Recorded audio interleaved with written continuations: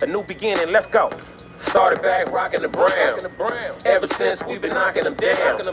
Baby said she wanna go to the game. Taught her how to say Padre gang. Started back rocking the brown. Ever since we've been knocking them down. Mitchell and Ness with the old school name. All of the homies holler Padre gang. Yeah, that. And good day, everybody. Welcome on in. This is episode 153 of the Talking Friars podcast and YouTube show.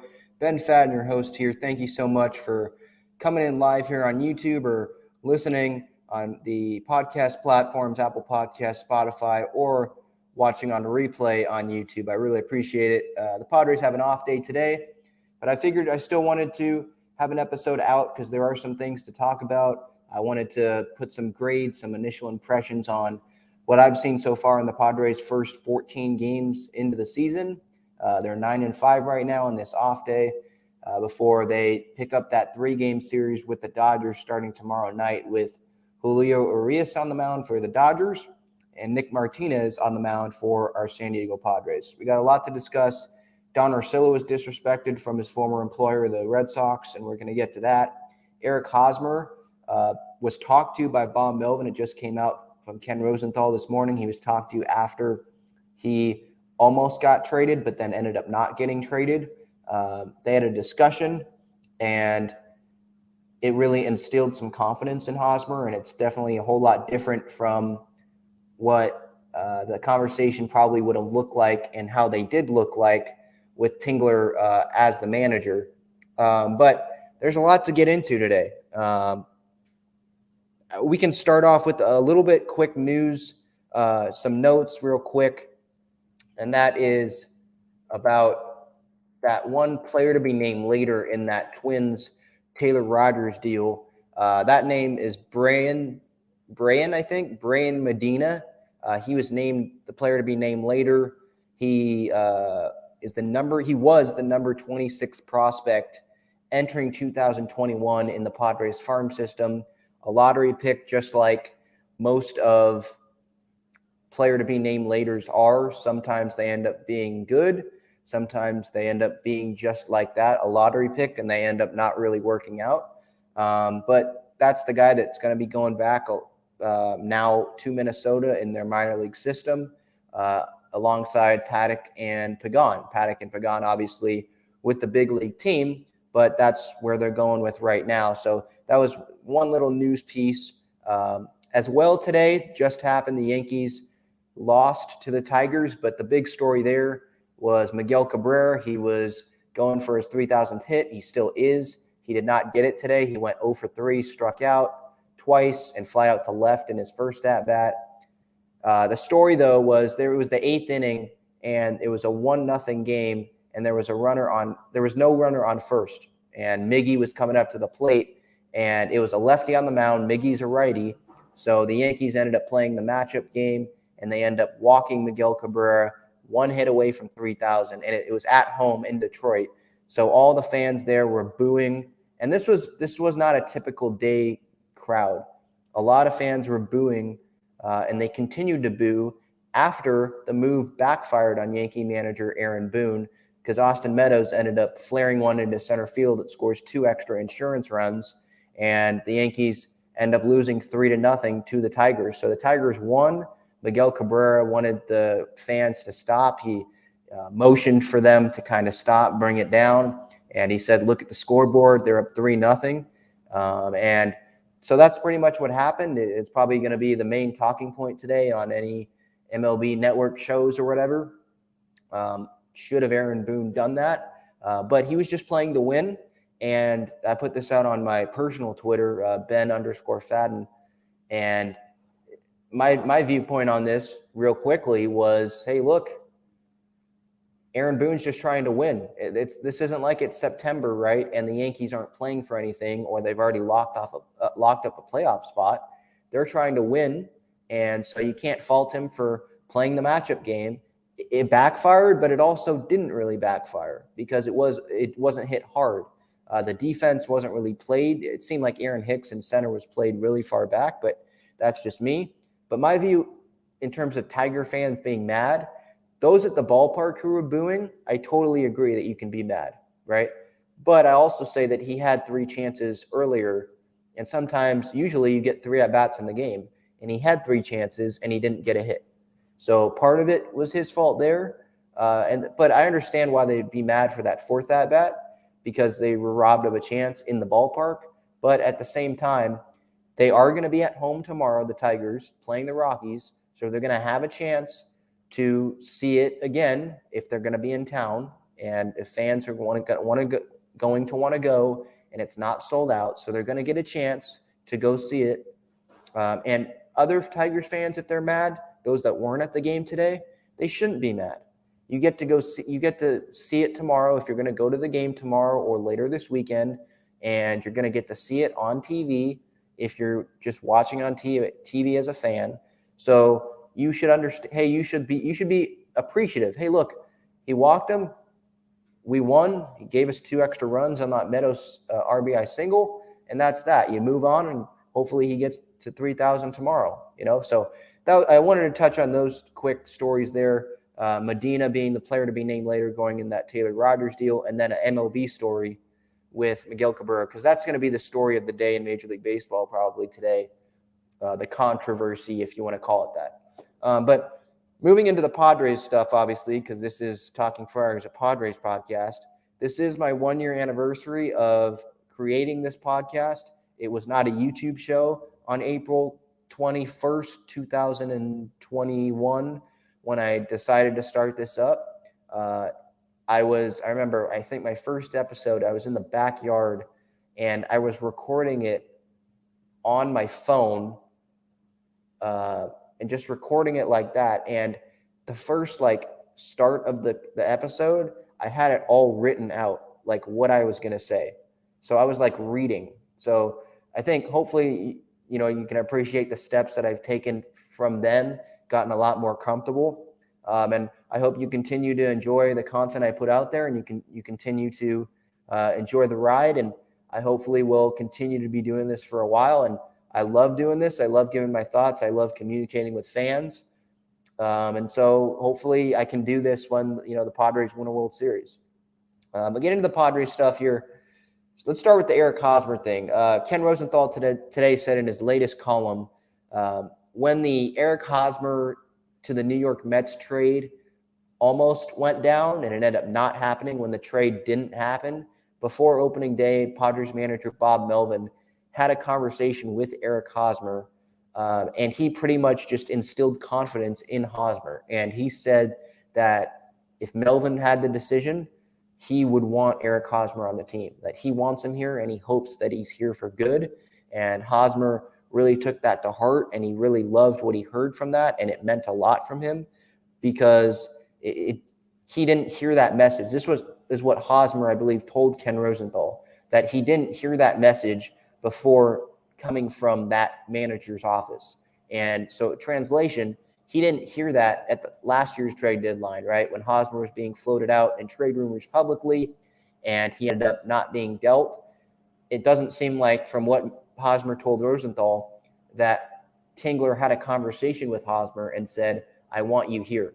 It seems like that didn't happen. It seems like Tingler maybe didn't feel like he should do that, or he didn't feel comfortable doing that, being the rookie manager pretty much, the first full season, full kind of regular season as the Padres manager, because 2020 was a shortened 2-month season with no fans and anything like that. And I think that proves that he was definitely an extension to the front office. Tingler was just an extension, a talking head for A.J. Preller in the front office. So I'm not really surprised by these comments, but as long as Hosmer is comfortable and he continues playing well, I'm going to definitely welcome Hosmer being in the lineup and want him on this team. I'm going to continue wanting that. So it's great news that Hosmer feels comfortable, that Melvin, obviously he's a welcome sight, a sight for sore eyes, if you will, for Padre fans, because there just hasn't had a history of having those experienced managers come in, right? Andy Green, Jace Tingler recently, they weren't experienced managers coming in. People had to Google their names when they were hired, and that's not the case here. So everything that you've heard from when he was hired to during the season, spring training, this report with Hosmer saying that, this message that Melvin gave him really meant a lot to him. Everything that you've heard about Bob Melvin has been glowing. And it's like, I want to hear someone say something bad about him. I haven't heard that. So it's definitely encouraging for me, for all the diehard Padre fans, for the casual Padre fans, for the front office, for the players. I think that's great. I really do. So that's the one piece of news there with Hosmer. I do want to move into the Red Sox part of things here, and them disrespecting Don Orsillo, our beloved Don Orsillo, Padres TV announcer. So for anyone that doesn't know, Jerry Remy recently passed away. Sadly, he was Don Orsillo's TV partner. So he was like the mud of Red Sox broadcast for 15 years with Don Orsillo. And Don Orsillo was let go by the Red Sox. They didn't renew his contract in 2015, after that 2015 season. And Red Sox fans were mad about it. They, made their views known, and they've continued to make their views known ever since. And Don Orsillo was a huge friend to Jerry Remy, obviously. They texted every day. Don Orsillo has said that. And last night, the Red Sox had a ceremony at Fenway Park. I believe it was before the game, honoring Jerry Remy. And all the fans got the number 2 patch because Remy was a former player for them. He got the number 2 patch that the Red Sox players and coaches are going to wear all season long on their uniforms. All the fans in attendance got that. So they were honoring Jerry Remy. And in that pregame ceremony, Don Orsillo was supposed to, from what I know, have a video message aired at Fenway Park. And it did not end up being aired. Now, in fairness to the Red Sox, on NESN, their TV broadcast, I guess they had an hour show, and they had Don Orsillo included on it. But as for the actual in the stadium Jerry Remy ceremony, they did not have Don Orsillo's video message aired. And so we didn't know about this. The Red Sox were never going to say anything. So that's kind of what makes this situation even worse. But Don Orsillo, that's the reason why we know about it, is Don Orsillo tweeted last night that he was supposed to have a video shown at Fenway, but according to him on Twitter, the Red Sox told him his video, quote, would no longer be needed, end quote, for the ceremony. And Red Sox fans were irritated at the team, rightfully so. Don, like I mentioned, worked alongside Remy for 15 years. When Don wasn't with Remy anymore, he still put out tweets mentioning Remy. And I just mentioned that they texted every day. And when Remy passed away, that's what Don said. Don went out to Boston, I believe, for Remy's funeral, for his, ceremonies to honor his life, his passing. And so they were great, great friends. And I believe that Don put this out here, not for him, but I know that he was hurt, obviously. He spent 15 years with him, but I think he put it out here for the goodness in his heart. And he wanted it to be known, the good words that he put out there for Jerry Remy, for one of his best friends in the world. He put it out there for Jerry, and that's why he put this out there and let it be known. And he didn't put the video message out there, but he put all the words that were in the video message out there on Twitter. And so I'll read that to you now as I find that real quickly. And before I read the message, I did want to say that the Red Sox side of it. I'm reading this on a Boston newspaper site. It says that Orsillo recorded a video, tried to send it to the Red Sox. He was told by the Red Sox that it wasn't needed. And the Red Sox explanation to this was that the sending of the video, the suggestion, maybe it was from Don, maybe it wasn't, of sending the video came before the ceremony hadn't entirely been planned, and the decision ultimately was made not to use any videos of speakers at all. And just my initial reaction to that explanation is that's just BS.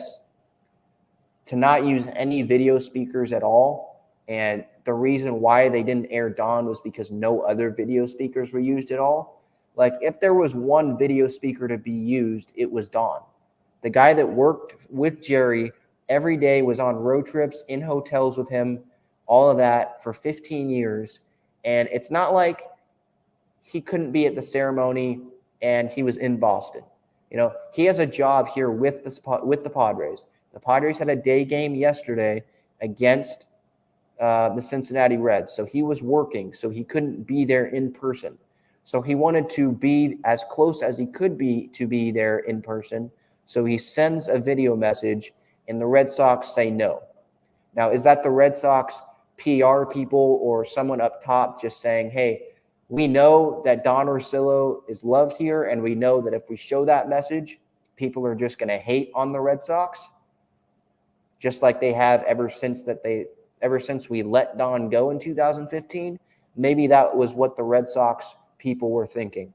But it's just totally disrespectful to Jerry Remy, because I know that Jerry would have wanted that video message played, and it's disrespectful to Don because I know how much, and I don't know Don personally, you know, none of us do, you know, probably.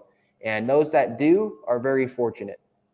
But just thinking about Don and knowing, looking at Don's Twitter feed and all that, knowing how much Jerry actually meant to Don, Don was hurt by this, and Don would have wanted that video message aired.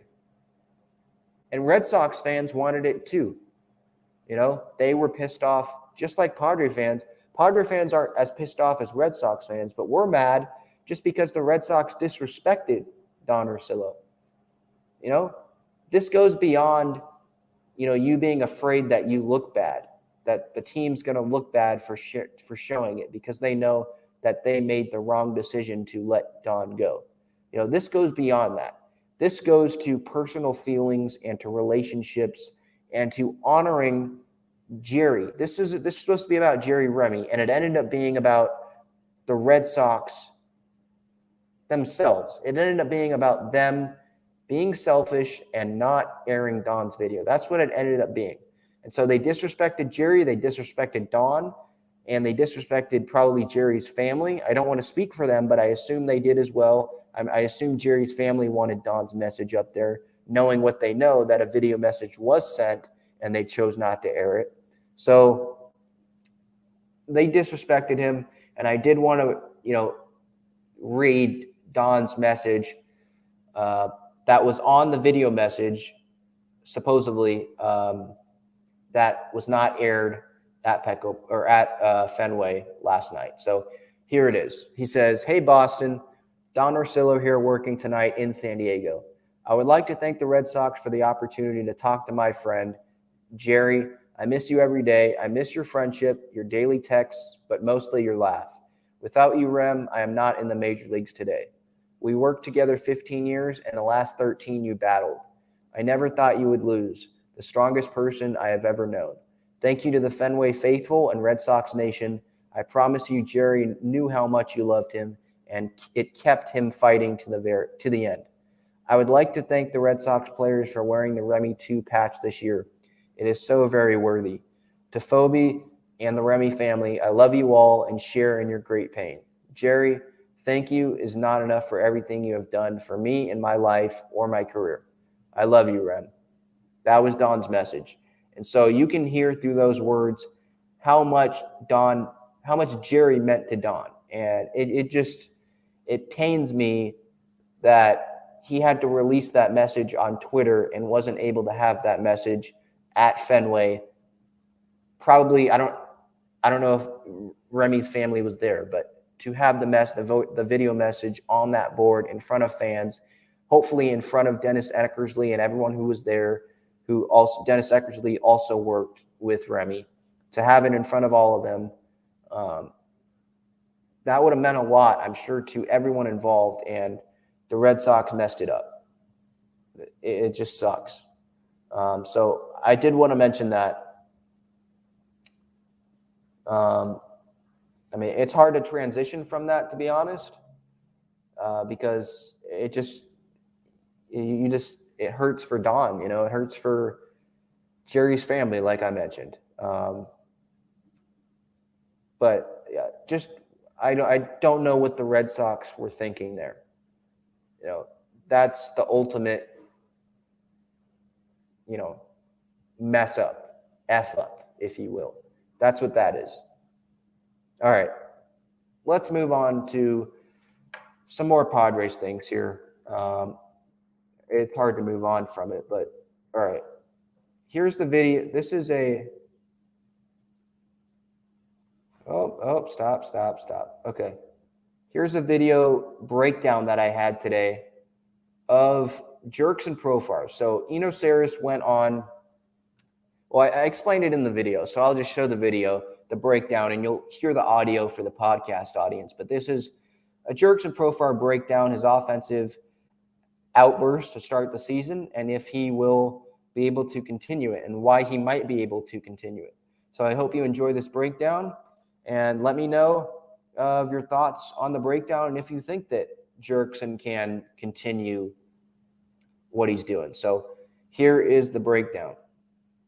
Saris was on Ben and Woods earlier this morning, and he talked to the guys about why Jurickson Profar is off to the hot start that he is. Here is that audio. Heard stories about working out with the Tatises in the Dominican Republic during the offseason, and now I'm kind of wondering whether this is a new and improved Jurickson Profar or just a Jurickson Profar who's gotten off to a hot start and is going to regress to being the player we've seen the last couple of years. And you've got some thoughts on that, Eno. Yeah, because I was just looking through the leaderboards for the segment, and I noticed that the Padres are top 5 in runs scored. They're getting on base. The power is iffy, and they're last in the big leagues, I think, in barrels. Barrels are sort of a measure that track how well you hit the ball in terms of exit velocity and the right angle. Which is tough because Manny Machado's among the leaders, which means the rest of the team is really not hitting a lot of barrels. Right, and so then I was like, the thing that I thought was a big problem with the bottom half of the lineup, a couple positions like first and left, I thought were going to be a problem for the Padres. And then I saw, Hosmer and Profar are off to hot starts. But if you poke under the hood of like the source of the hot starts, they're pretty different. So Hosmer is basically he's swinging at more pitches outside of the zone than usual, so he's swinging more often than usual. Profar is totally different. If you look at the stats that become meaningful quickly, and that one of those is chase rate, totally different in chase rate, has completely changed his chasing, and he doesn't swing at balls low anymore, low outside the zone and low. And the other thing that you see is barrel rate. He's had half as many barrels this season already as he had all of last season. So he's hitting the ball with more authority. And then you look at the heat maps, and what you see is that Profar, I think, is targeting the high fastball. And Adrian Beltre once told me, if you target the high fastball, the low breaking ball looks worse. And so I think that's sort of what's coming together is that, you don't expect a guy to hit the ball a lot harder this far into his career at 29, but you can hit the ball further and higher if you target the high fastball, because that ball goes further and higher when you touch it. That's what Adrian Beltre said. I just have to touch it. And so Profar is just touching the high fastball and spitting on everything low. And I see enough process differential here. I think that this guy is going to be an above average player. I think he's going to be really important to shoring up and lengthening that lineup. And I think they've gotten a little lucky because you wouldn't expect this. But at 29, he's a different player. All right, so getting to what Eno Saris was saying here, Jurickson Profar really targeting pitches in the middle and up in the zone. Here's all of his home runs. First one, middle away. So this one is middle. It's not down, it's not up, but it's middle, and he really focused on that pitch and attacked it, and that's ended up being his first home run of the year. Here's his second home run. This one, as you can see, is that higher pitch that Eno's talking about Jurickson attacking. Here it is again. It is middle, high, definitely more up than his first home run, and he's attacking it. Look at that bat flip. And so there goes the celebration, and then here's his third home run at Petco. This one's middle. So he's more focusing on that middle pitch and up. Again, middle, there it is, home run. There's still the low pitch that he's hitting. It's just he's not hitting the low and in and the low and outside pitches, according to the charts, the heat maps. And then here's his last one. This one's middle, little middle up, little outside, and he attacks it. Home run, fourth home run of the year. Middle, he just attacks it, just like Eno said.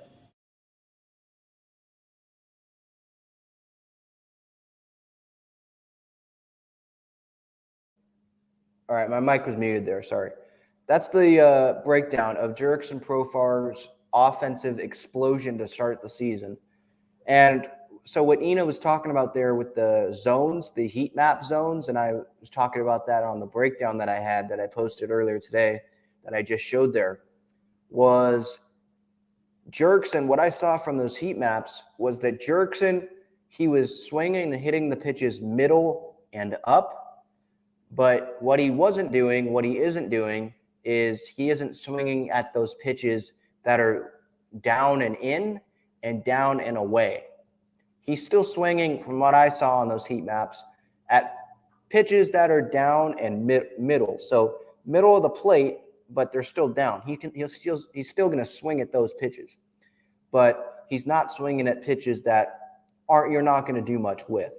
So I think that's really what you're seeing. And if he continues with that approach, there's no reason why he shouldn't be able to continue doing what he's doing. Now, will pitchers change their approach to Jurickson Profar? That very well might happen, and it probably will happen. They're going to look at video. They have people on their teams, their employees on the team, that go through and look at video. But if pitchers pitch him down, breaking balls down, and he doesn't swing at them, and they think that they're just going to keep doing that because he's eventually going to do it, he's eventually going to swing because they're not going to throw him pitches up, then he'll just take walks, or he'll just keep battling, and pitchers will eventually have to throw him fastballs in the zone. So I think it is sustainable if he sticks to that approach of really looking and searching for those pitches up and middle and laying off those pitches down. If he strikes out looking at pitches down sometimes, I'm for that because, as long as that means that he sticks with the approach that he's on and doesn't swing at pitches down, and he keeps swinging at pitches up, where he likes the pitches and where he's having success, and he just keeps with that approach. He's not chasing at pitches. Like it seemed like last year, he was really, I commended him last year for the good at-bats that he was having, but he was swinging at pitches that were outside of the strike zone, and fouling those pitches off, just barely getting, contact on those pitches that were like outside of the plate, not strikes, but he was just trying to stay alive. And I did commend him for that. But now that I look back on it, it was kind of like he should have just had a better approach probably at the plate.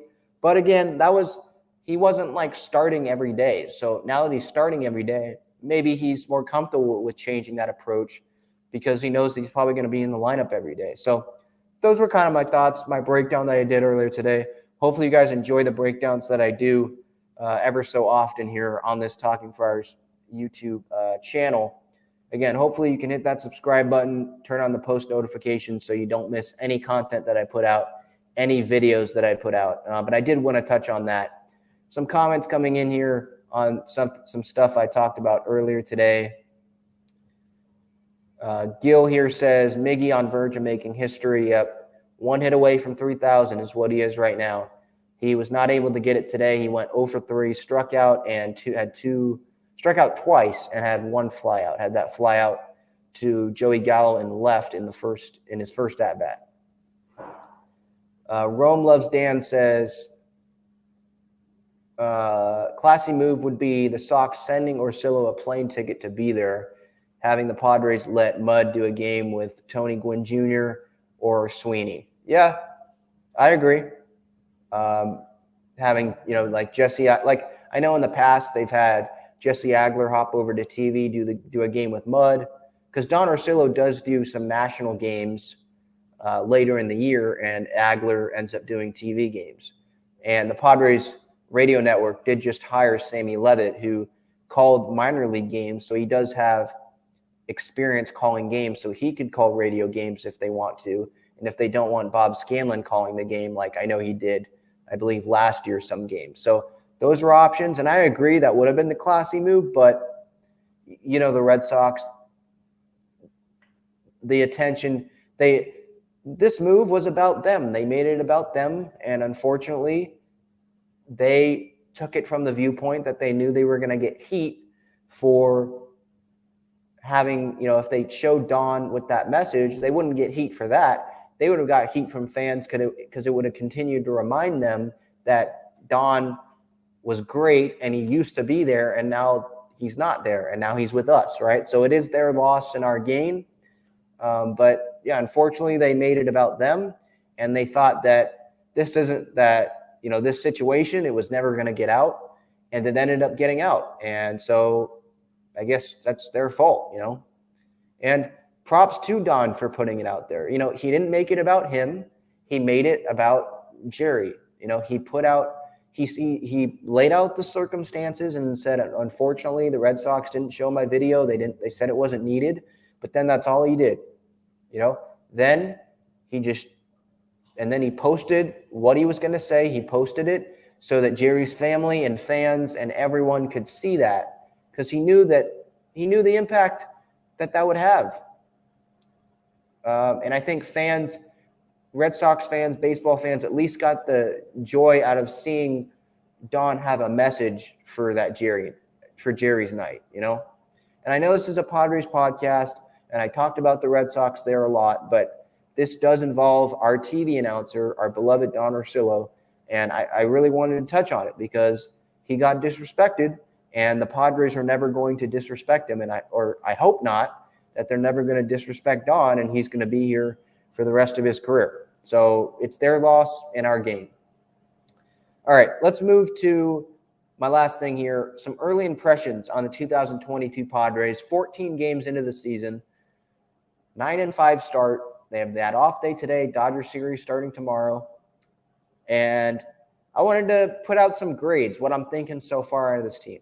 And so, the outfield, the infield, the catching position, starting pitching, the relievers, the bullpen, the coaching staff's good.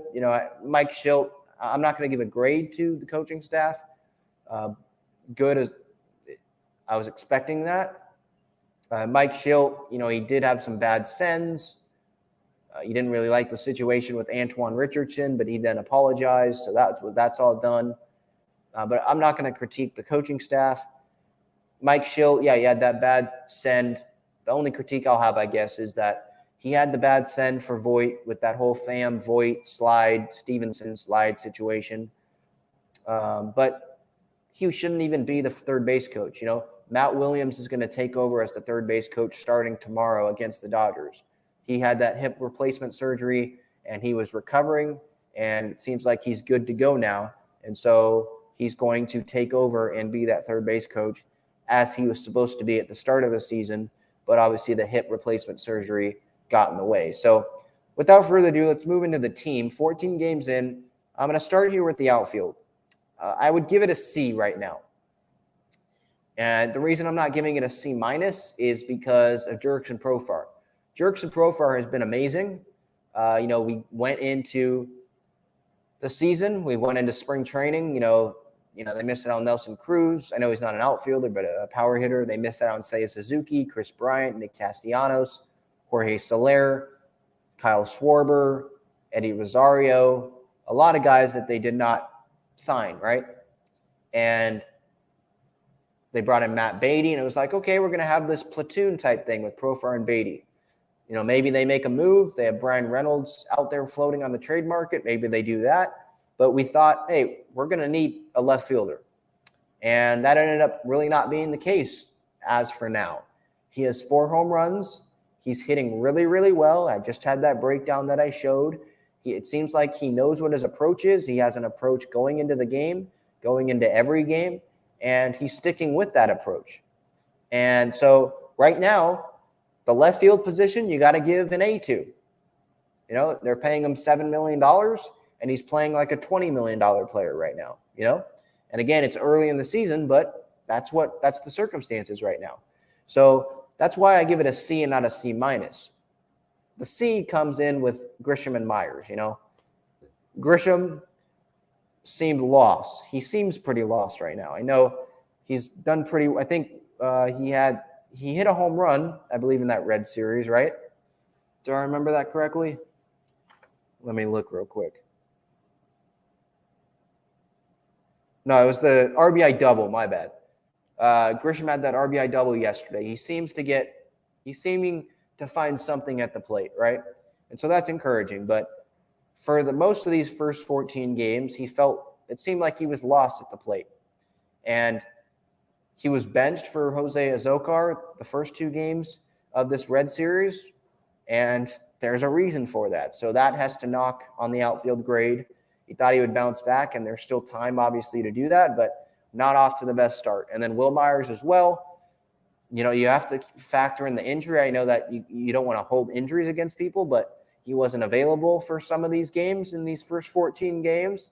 And then when he was available, you know, not really including the last couple games of this Red series where he had that double that was almost a home run off the right center field wall and all that. He's played okay defensively, but he also was lost at the plate to start this season, just like Grisham. So I'll look up Myers' stats here real quick. Myers has a 0 WAR so far, 42 at-bats, no home runs. He's hitting 190, no stolen bases, OPS barely at 500, and a really good OPS is 1,000. So he's a long way from that. And I'm not expecting him to have 1,000 OPS, but it should be higher than it is. Grisham's OPS 525. He's batting 152. Okay, Grisham does have 1 home run. My bad. So I wasn't imagining something. He does have a home run. 7 hits, a -0.1 WAR, no stolen bases out of him. He did have that 1 home run robbery. Okay, so yeah, that home run that he did have. Now I'm remembering when he hit that. A lot of games, they're just blending in right now. He hit that home run in that day game, that Saturday day game, where he robbed a home run and then he hit a home run later, right? Okay. But Grisham and Myers, they just did not get off to a great start these first 14 games offensively. So that's where the C comes in. And it should be a C minus if it wasn't for Profar, you know? And you could make the argument that it could be more like a B minus because of how good Profar has been, but those other 2 really dragged it down. So I'd give it a C. As for the infield, I'll give it a B minus. Manny, A plus, MVP of the team so far. He's been great. Eric Hosmer, his offense has been great, you know? He started off, he's the April Hosmer. I can't complain really much with his offense. His defense, though, hasn't been stellar.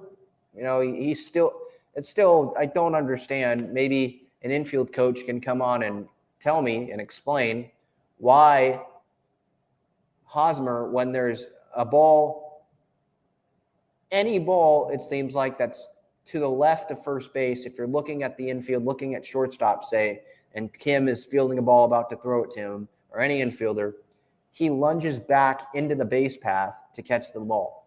I don't understand why he does that, and he doesn't just go get it. There are some where if it's a high throw, like Manny has a high throw or something, and he has to go do that. But there's some where he, instead of going and trying to pick it, he steps back into the base path where the runner is going into the base path to go catch the ball. And that really sets himself up for injury, sets the Braves runner up for injury, or the opposition's runner up for injury. And it takes more time for him to get the ball into his glove.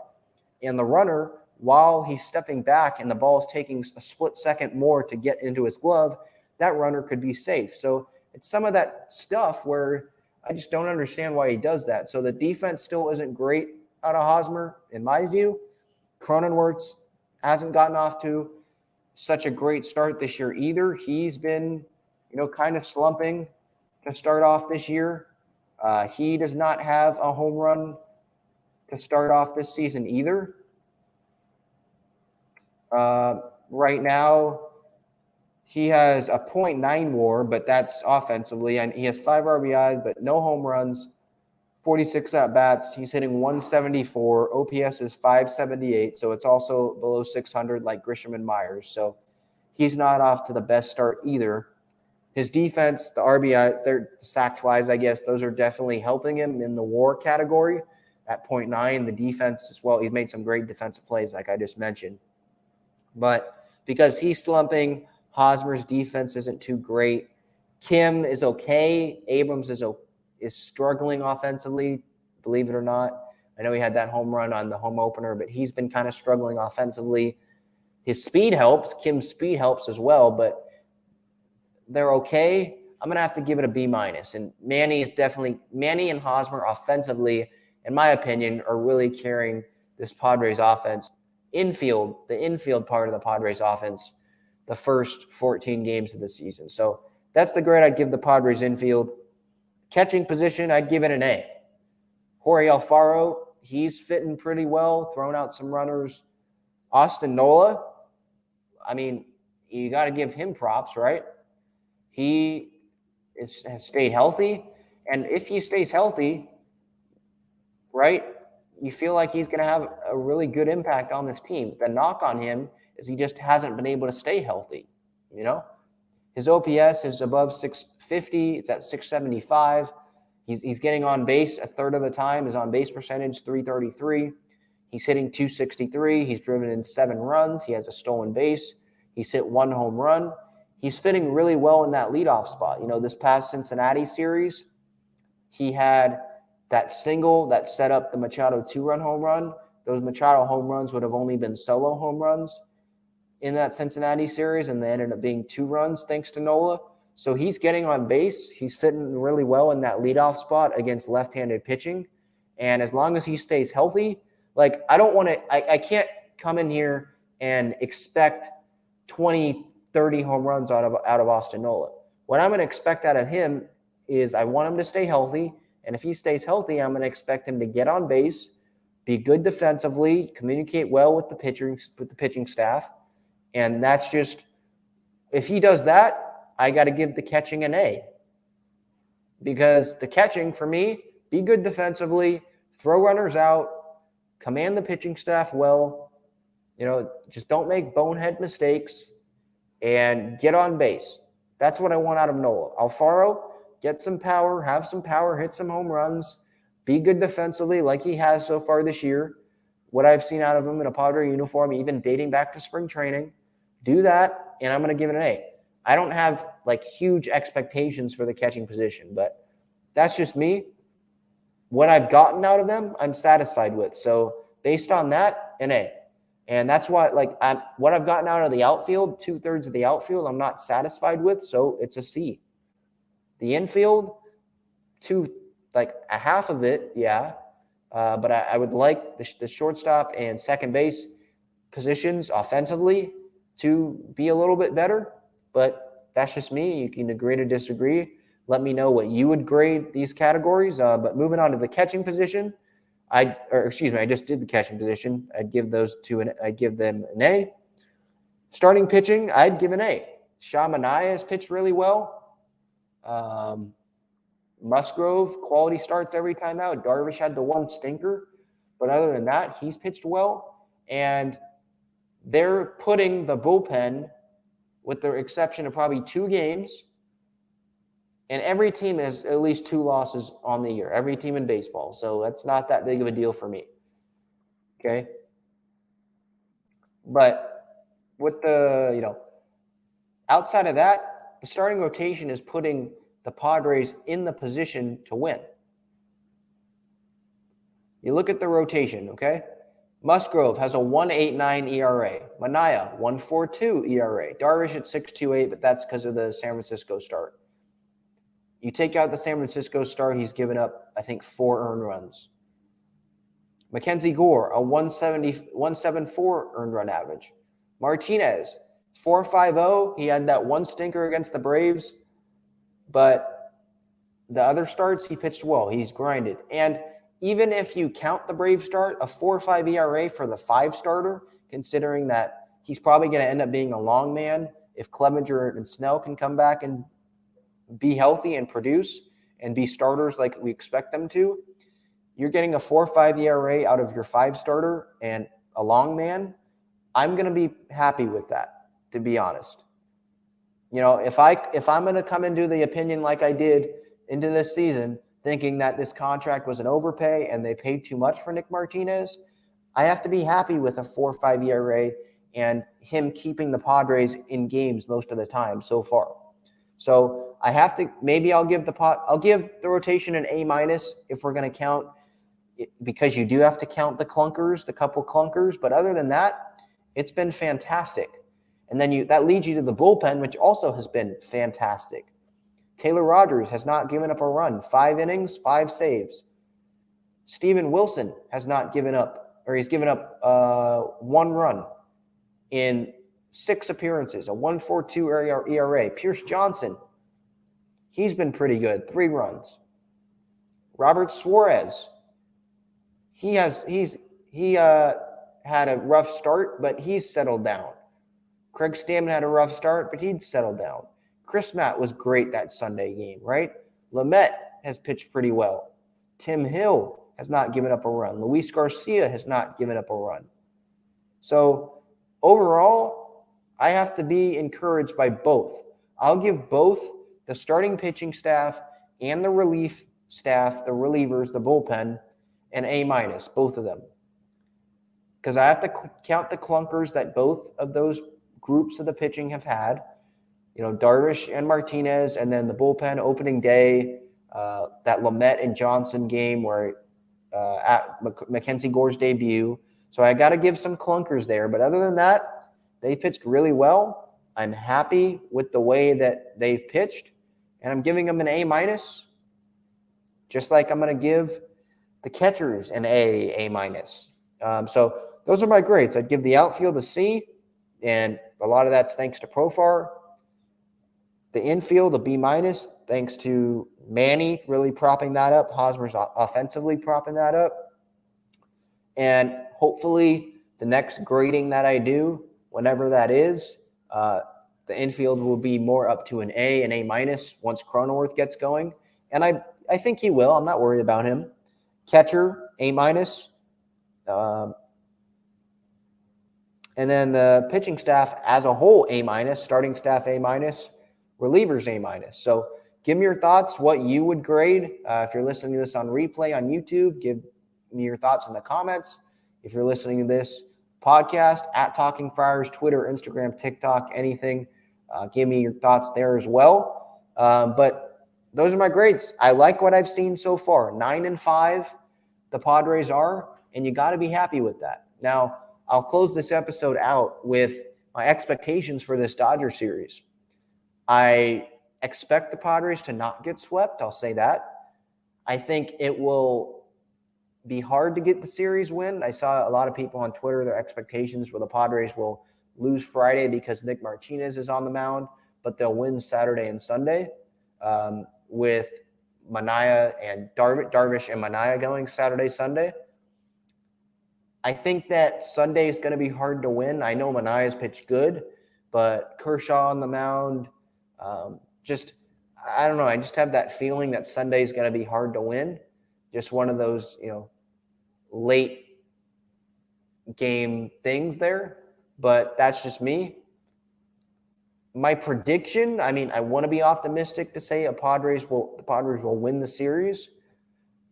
But for some reason, I feel like it's going to come down to Sunday's game. And both starters will pitch well, Manaea and Kershaw. In the bullpen, someone in the Padres bullpen gives up a couple hits. Maybe that's just the pessimistic me. Man, I really want to say that the Padres are going to win the series, but something scares me about the Dodger offense being just better than the Padres offense. And I don't know, Profar, someone getting to Profar this series, him not performing like he's done. I don't know. That's just the pessimistic Padre fan in me. I obviously want them to win, but I don't think they'll win the series. I think they'll win Saturday. But then it's baseball. That's just hard. That's why a lot of things are going in my brain about what could happen.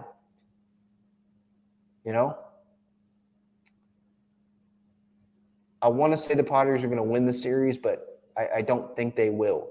I think if Tatis was there, it would be a different story, but I think that's going to hurt as well. The Dodgers bullpen is still good even without Jansen. So I'm going to say they lose the series.